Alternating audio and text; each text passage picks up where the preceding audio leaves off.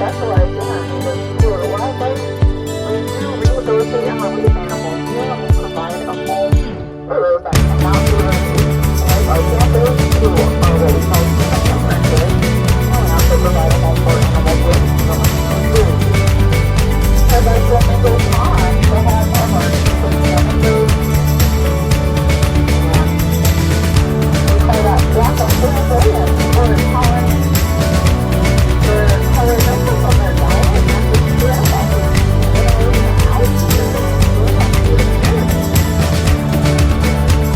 and we do have 30 different species of the tropical leafbirds here in our pond. The little white birds are ibis, American white ibis, also known as the hurricane birds. And they are also the mascot of the University of Miami Hurricanes, with an ibis named Sebastian as their mascot. You can find the rest of the rescued wildlife in a walking loop here behind the Flamingo Pond. Right down this way is Josh the bear's enclosure. He's a fan favorite here, American black bear, which is the smallest of North America's bears and the only Floridian one. He's a gentle giant at 600 pounds. He eats a mostly plant-based diet, and he's human imprinted as well. Up on the passenger side is the historic Ray home, W-R-A-Y. That was the weekend and country home for Floyd and Jane Ray, the founders of the gardens. There's also some peahens with chicks up there. You'll see the peahens and the chicks have a brown kind of camouflage color because they spend their time on the ground and they want to be inconspicuous and blend in, which helps to keep them safe. The whole family are peafowl, native to India. They are the national bird of India. The Ray home is one of the oldest homes in the area, built back in 1933. It is a Florida historical site and museum. The Rays are considered early pioneers of this area. First came here in the 1920s, soon after the swamp was drained from the area, and they started Flamingo Groves right here, which was the first commercial citrus grove in Florida, established way back in 1927 with hundreds of acres of oranges, grapefruits, and other citrus. You see that white peacock out there? He's hard to miss. That is one of our leucistic peacocks. He's not albino. He is leucistic, meaning he has pigment in his eyes, but no pigment in his feathers. He's leucistic, like lucid. We have a few of those here, and some males and females with white and colorful feathers mixed that we call pied or piebalds. Mr. Ray was one of the early developers of Port Everglades and an avid botanist who collected plants from around the world together with the Department of Agriculture. They planted them here to see what would do well, as it was recently uncovered or reclaimed swampland. Today we have over 3,000 different kinds of plants, including 17 champion trees, which are the largest and oldest of their kind in the area, the state, or the whole region. We got a peacock strutting his stuff here in front of us. And one of our pied peacocks there on the driver's side with white shoulders. He's standing in front of those two big lychee or lychee trees native to China. They produce a small red fruit or lychee nut, sometimes referred to as the Chinese cherry. Just like a pit in the middle like a cherry.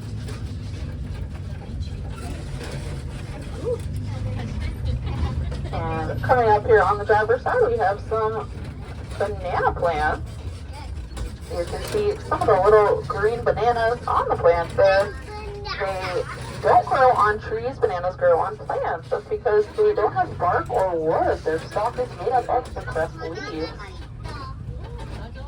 And it can take up to 2 years for the fruit to be ready. We have lots of different air plants that don't need any soil, like these staghorn ferns in the hanging baskets, named for their antler-like shape. And there's resurrection fern here that covers a lot of the oak trees. Yesterday, it was not looking so hot. It was curled up and brown, but it rained, and then it opened up and turned that bright green. The hence its name. At about 50 feet, there's a tree with a V-shaped trunk and large yellow-green fruit on the tree. That is our jackfruit tree. It produces the largest fruit that grows on a tree, which can be 60 to 80 pounds when it's ripe. And it does make us a meat alternative, and it's the flavor the juicy fruit gum is based on. On the passenger side, there's a whiskey tree with orange flowers.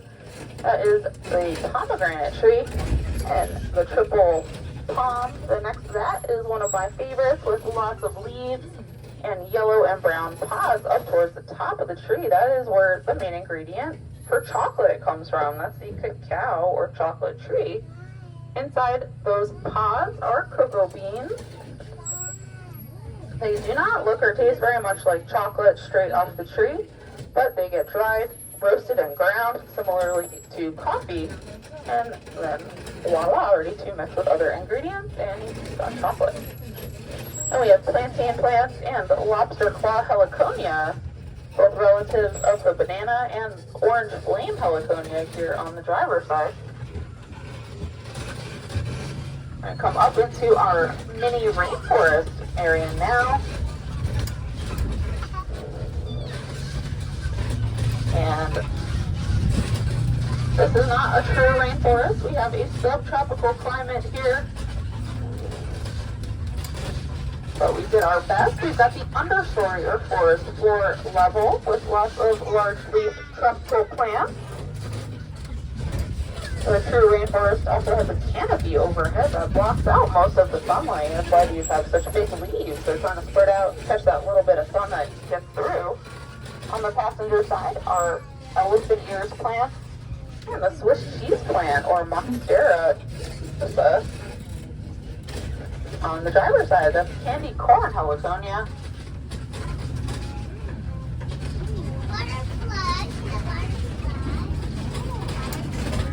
Climbing vines all over the place called pothos with larger leaves as they get higher up.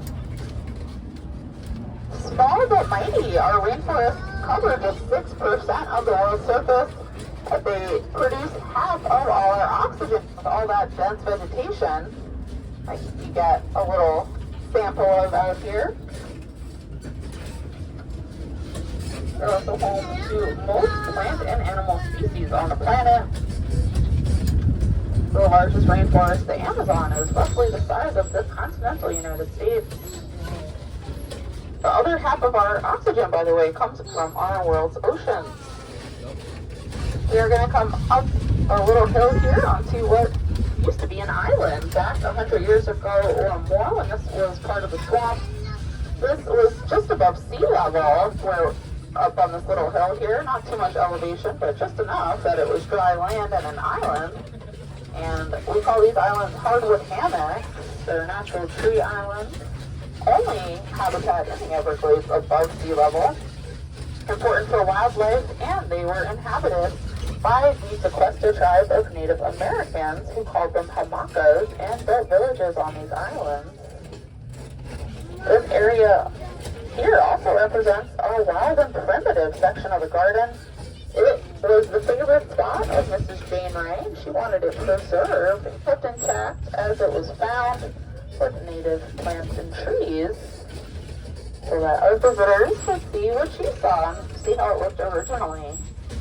All our horticulture department has to do out here is pull out invasive vines and plants once in a while. The rest take care of themselves. Here is our back lake now. We call it Flamingo Lake. We've got some Muscovy ducks out here. And this is a man-made or mitigated wetland made to replace one nearby. We've got our pair of mute swans out on the water. Some iguanas and other lizards.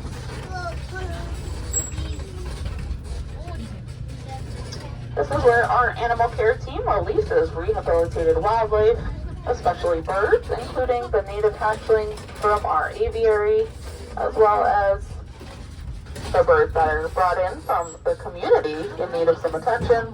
We've got some Egyptian geese out here. The lilies in the water are bonnet lilies or batter duck lilies, a sign that it's a healthy ecosystem. They filter the water with their roots.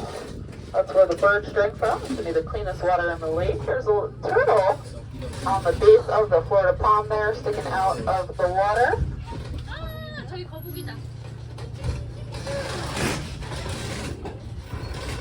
Cold-blooded animals like lizards, turtles, alligators, snakes love spending a good part of their day just laying in the sun. Good work if you can get it. They will become more active as the sun goes down. We have some pond apple trees here on the water's edge, and bald cypress. We have our bald cypress swamp coming up. They're an iconic swamp tree with those weird knobs or stumps that stick up out of the ground. We call them the tree's knees. Just like we have knees, so do these trees, and they also help keep them standing, anchor them to the ground, and keep them stable, kind of like our knees do for us, because they grow in the swamp where their roots are often in water or mud and are not very sturdy. Each tree has up to 18 of those knees. They will have more and taller ones the closer to the water the tree is. They also help to reduce floods by soaking up extra water. There's our wetlands walkway, and the bald cypress is the state tree for Louisiana.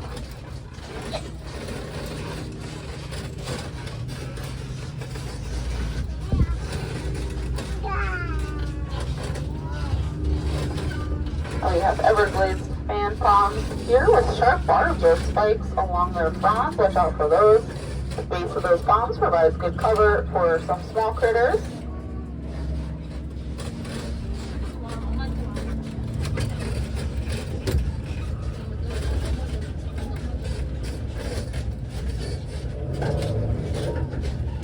This next area was part of the citrus groves, but those trees were lost back in the 1970s with a few hurricanes and a citrus virus or canker that came through this region.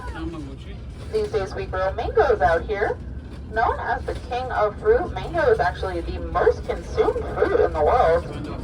Native to India, there are well over 1,000 different kinds. We have about a dozen here. If you see that bluish box that's in the tree, is a bat house for our fruit bats, who are important pollinators out here. And we love our pollinators, all of them. We try to help them and support them. We've got these white and blue containers here that help support our bees, who are considered the most important of pollinators. They do a lot of our heavy lifting out here and pollinate the majority of all food crops that we enjoy, like fruits and vegetables, nuts and legumes. Oh my, could not grow that stuff without our bees and other pollinators. A bright orange tree in bloom on the passenger side is Royal Poinciana.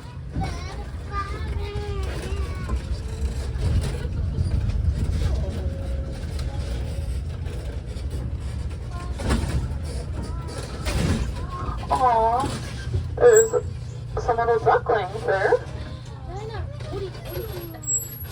There's some tiny ones.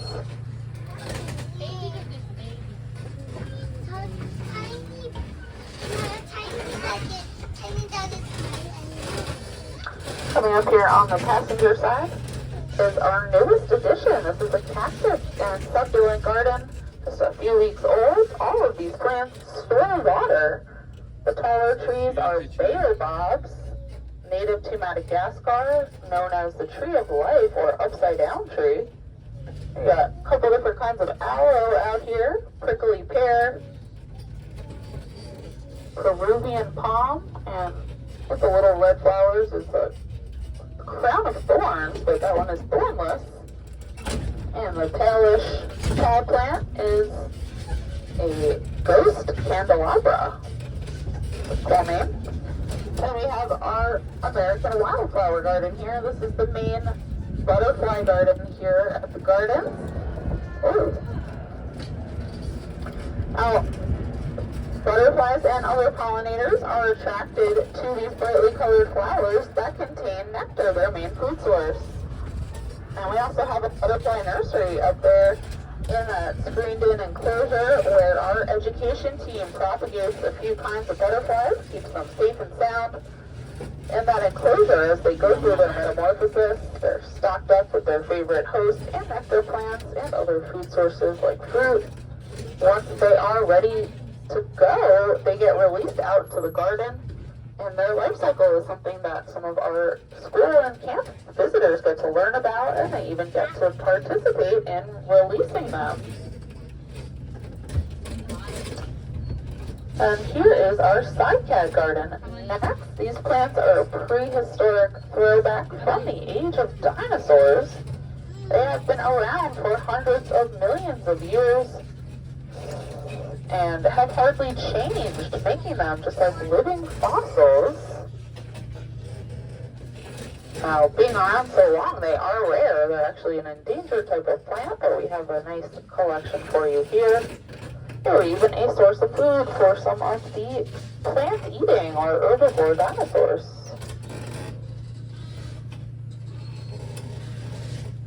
Here on the passenger side, there's a pair of fuzzy palms. Those are old man bearded palms from Cuba.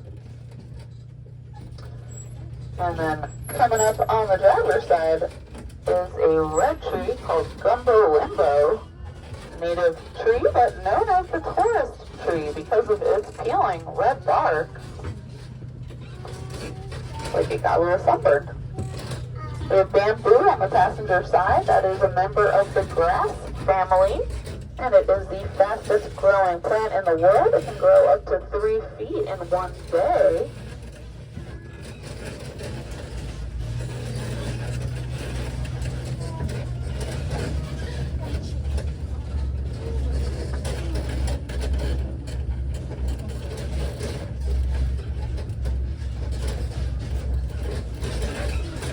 There's a tree growing sideways or diagonally with a orange string around it. That is tropical cinnamon. Where the spice comes from, specifically comes from the inner bark of the tree, which is dried and then ground.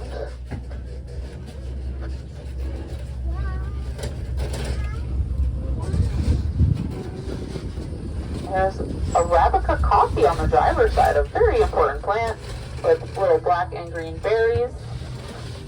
And beyond that here is another hardwood hammock, and this one is known as Mount Flamingo, and believe it or not, it's actually the second highest point here in Broward County. A close second at that, at just 26 feet above sea level. It's not much of a mountain, but it did used to be an island when the rest of the area was underwater, and we have found artifacts here from the Eucalyptus, including a dugout canoe that was thousands of years old. That's pretty cool. Spanish moss hanging down from those oaks. It's not Spanish or moss though, it's a air plant native to the Americas. On the passenger side are some rainbow eucalyptus trees with pops of orange and green. And a pair of plants that looks like giant aloe. That's agave, used in making tequila for the adults, made from the heart of blue agave. And we have starfruit or carambola on the driver's side, also known as five-finger fruit. Also harvest and sell that when we have it available, but not in season at the moment. There's African date palm on the passenger side, held up by those pieces of wood. And the calabash tree, which produces gourds used in cups and bowls, as well as maracas. Big tree at the intersection is a melaleuca or paperbark tree, native to Australia. That is the source of tea tree oil.